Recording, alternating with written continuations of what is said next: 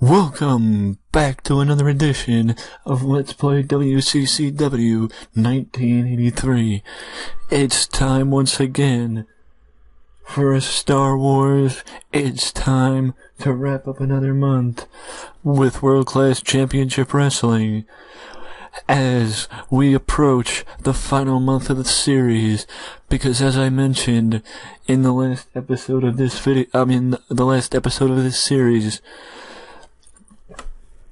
we will be wrapping up this, or I will be wrapping up this Let's Play series next month at Parade of Champions, due to Parade of Champions, due to the Parade of Champions prestige in the annals of World Class Championship Wrestling. And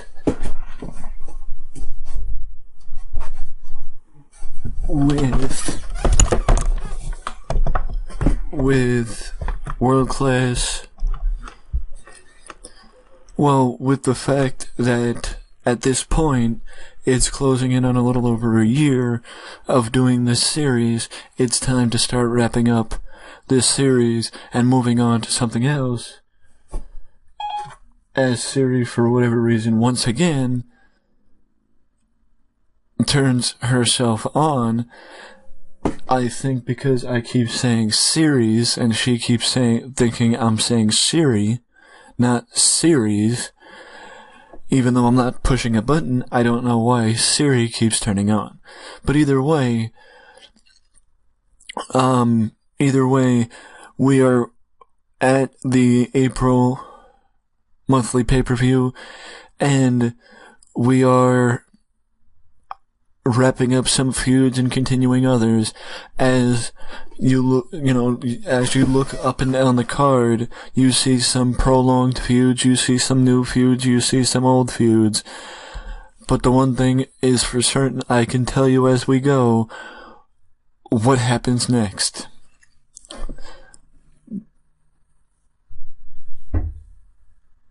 So with that being the case, let's jump into the April monthly Star Wars from World Class Championship Wrestling. It starts off with a pre-show match between Matt Bourne and Frank Dusek, as Matt Bourne gets the win over Frank in the first pre-show match. And then we move to Bill Irwin against the Samoan, and Bill Irwin gets the victory over the lower card Samoan in the second and final pre-show match of the night. But now we move to the first pay-per-view match, and the first match on the actual card, and that is Missing Link against Magnum TA. And I want to explain my decision-making here. I just gotta think about how I want to phrase what I want to say, and that is,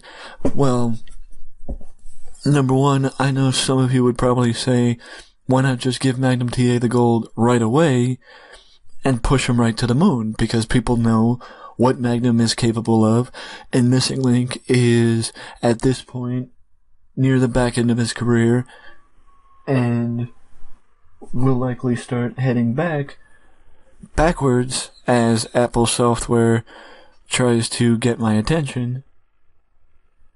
But the point is, also giving Magnum... Look, I know that, the series may end in May.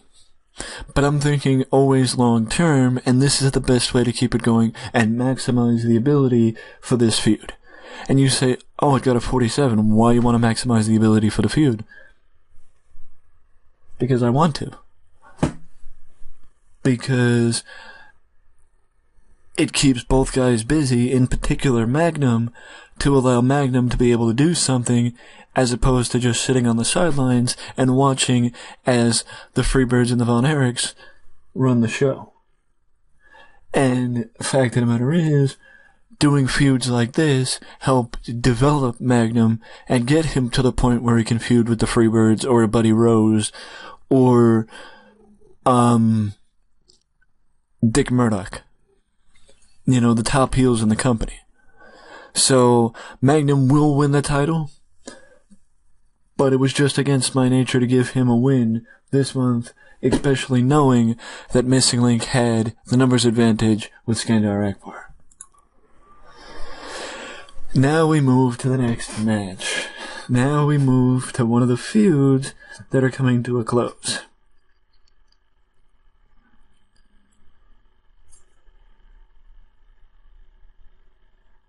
And that is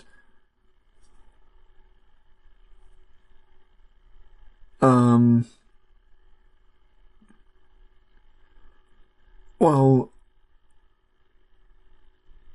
it's, how do I put this? It's a feud that I've enjoyed, but also been annoyed by due to Brody and how he basically refuses to put anybody over. Now, I'm not saying Brody is wrong in not putting anybody over, because Dickie is nowhere near Brody in terms of popularity, but Brody could also be an easy, fair person to where he can lose one match.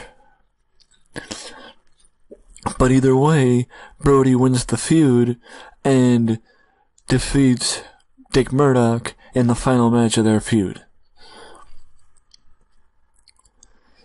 Kevin Von Erich goes up against Killer Tim Brooks, and Kevin gets the win.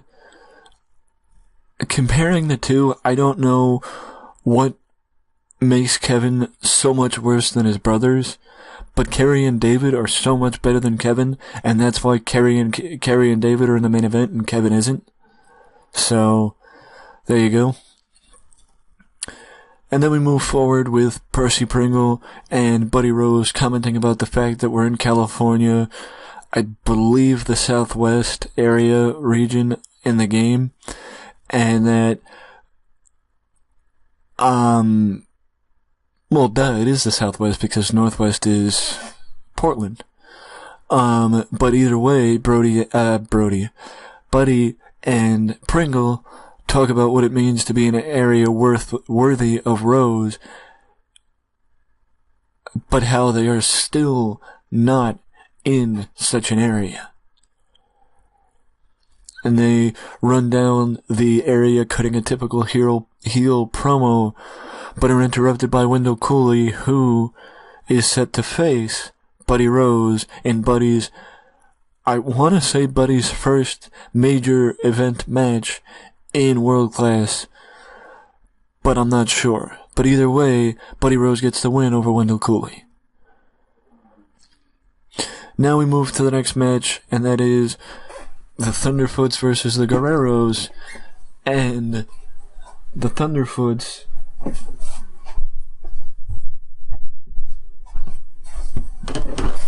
actually get the win, yes, by cheating, but the reason why this match took place is because now the Thunderfoots are number one contenders to the NWA American Tag Team Championships, which are on the line in the main event. But first, Buddy Roberts goes up against Tommy Rogers, and I didn't really care about that match. No, I mean, there really wasn't much to that match other than getting Buddy on the card and being a spot taker for, time to occupy some time.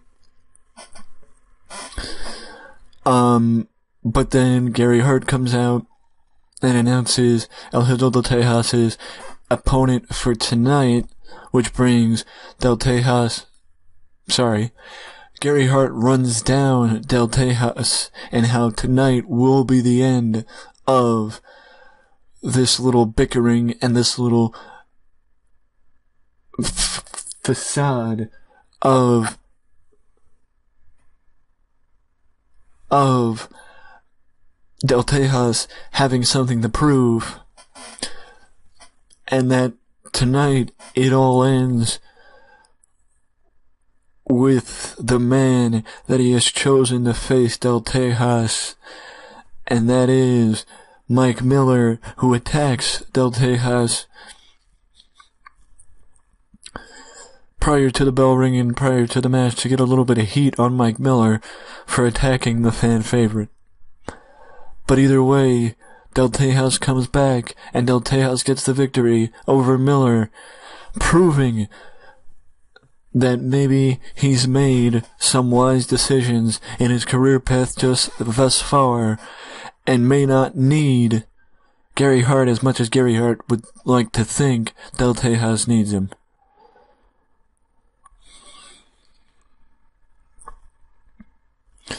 Now we move to the second title match tonight, and that is the World Class Television title match, and that is Chris Adams against King Kong Bundy, and Chris Adams gets the win over Bundy after Bundy gets accidentally counted out at Bundy gets accidentally counted out.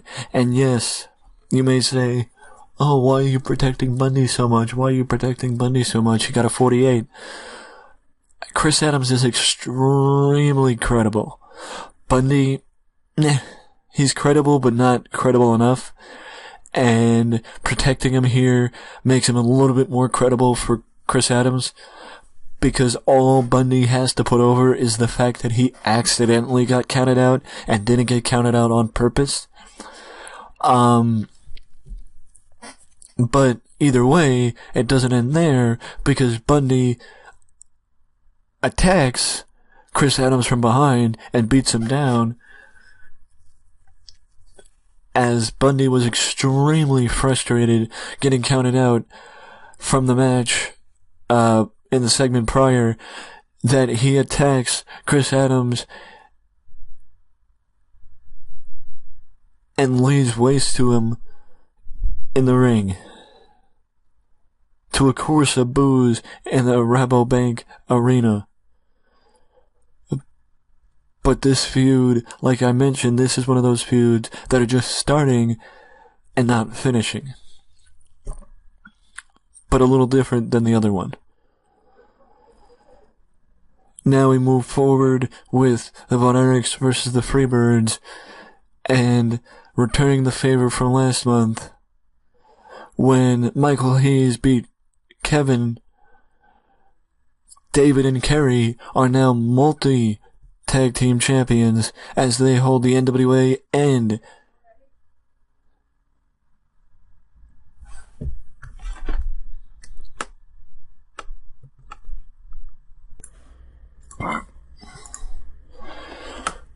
but they excuse me, they not only remain, I should say, the NWA World Tag Team Champions, but also capture the NWA American Tag Team titles, which were held by the Freebirds, to once again shift the balance of power, as Michael Hayes holds the American Heavyweight title after beating Kevin last month for it, but now the American Tag titles have shifted to the Von Erichs from the Freebirds. And that, my friends, is how this pay-per-view comes to a close. And even though it was a weak show, I mean, I would call it a weak show, but it wasn't that bad. The matches that I expected to steal the show did. Mike Miller and El Hijo de Tejas did disappoint a little bit. But Chris Adams and King Kong Bundy did overextend my expectations, as did the Thunderfoots and the Guerreros. But either way, the Von Erichs and the Freebirds and Brody and Dickie Murdoch did not underdeliver. But, like I mentioned, next month is when this series comes to a close, as we will end at next month's big event, the Parade of Champions. So now the difference between The difference between this month and next month is that we're not building to just another pay-per-view. We are building to the last pay-per-view of this series. So take that into account when you watch this series, that it is coming to a close. And I can tell you that, number one, by the end of the series, I will know where I'm going next. But right now, I can say that the next portion of the Reliving the Territory series will be another territory. Let me rephrase that. The next Let's Play series will be another territory, going back to the month of January and starting over from the beginning in a different territory. Where? I don't know. But by the end of May 1983, you will know where we will go. And the reason why I am starting over, or I'd start over, is twofold.